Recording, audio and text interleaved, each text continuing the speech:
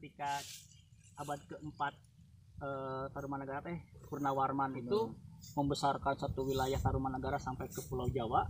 Pulau Jawa itu salah satunya itu diganggu, yang sulit ditaklukkan, sulit dikendalikan itu justru daerah Parahyangan.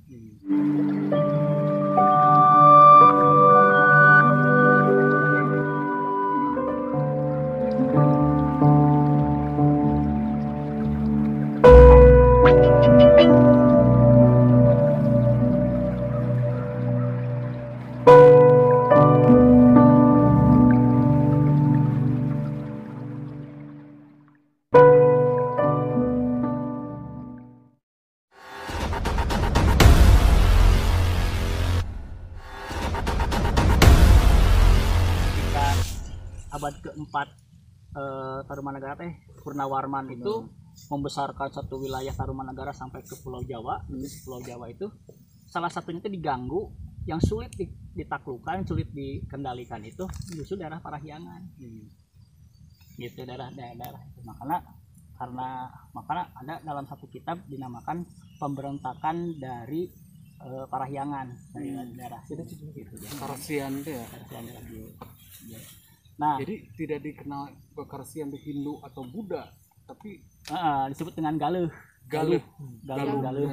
Jadi Galuh tuh kemungkinan lebih tua daripada Taruma. Tanda petik itu apa, agama atau naon?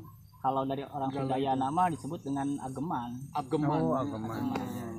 Jadi udah punya ini. Nah, dalam rangka menetralisirnya itu sebenarnya pemberontakan sudah dari abad keempat ketika Purnawarman. Artinya pemberontakan fisik di perang. Di alim dijajah ku Taruma. Di Taruma. Jadi nah itu ada catatan pemberontakan dari wilayah sini, daerah Priangan lah, ke arah Taruma. Nah, tapi akhirnya bisa berkembang itu dengan pendekatan tidak perang ke Tarumanagara ke-7 Suryawarman. Suryawarman akhirnya membentuk satu semacam pendekatan baru, tidak dengan perang, dengan agama. Nah, akhirnya disebutlah dengan akhirnya Narok kia akhirnya membuat IRC dari India yang berkelana namanya teh Resi Guru Manikmaya, dari India ke Jawa Timur ke mana akhirnya di Pulung Mantu ke Suryawarman. Di Pulung Mantu kemudian ditikahkan ke anaknya. Nah, dalam rangka mengendalikan sebuah pemberontakan itu daerah pedalaman di dia, akhirnya didinya dibikinlah daerah otonom. Nah, sampai kan dibuat maklumat, sampai kan begini, pokoknya ini menantu saya, ini anak saya, siapa yang berani menentang sebuah kebijakan ini akan diperangi.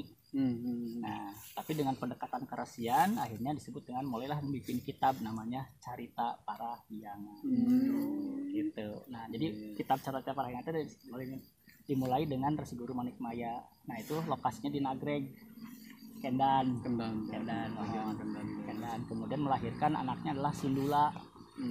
Nah, Sindula itu sebetulnya sebelum jadi resi dia menjadi panglima perang Tarumanagara. Jadi si Sindula ini adalah panglima perang Tarumanagara. Nah, sebelum jadi resi karena bapaknya adalah Resi Manikmaya. Nah, sebelum dia jadi raja resi, dia menjadi panglima perang di Taruma. Nah, kemudian setelah Manjing dewasa, kemudian bapaknya Rongsur, kemudianlah Raja Sindula. Makanya itu ya Sindulang. Curug Sindulang.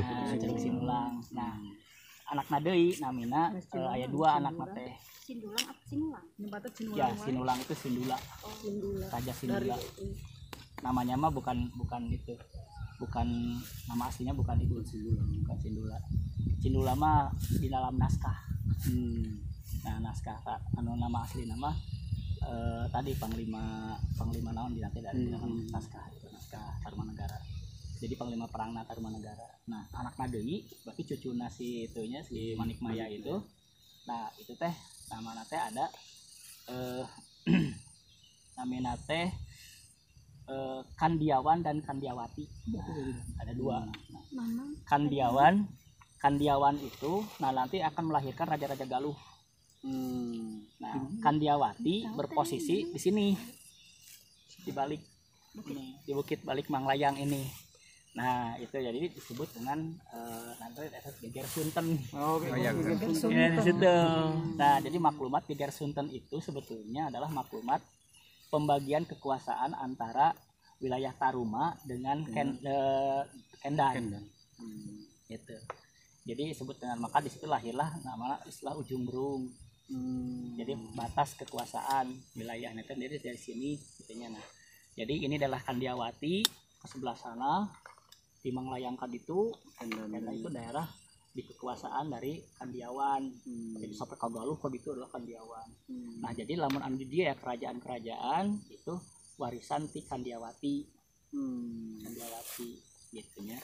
Dan karena akarnya adalah Kendan, maka semua adalah si.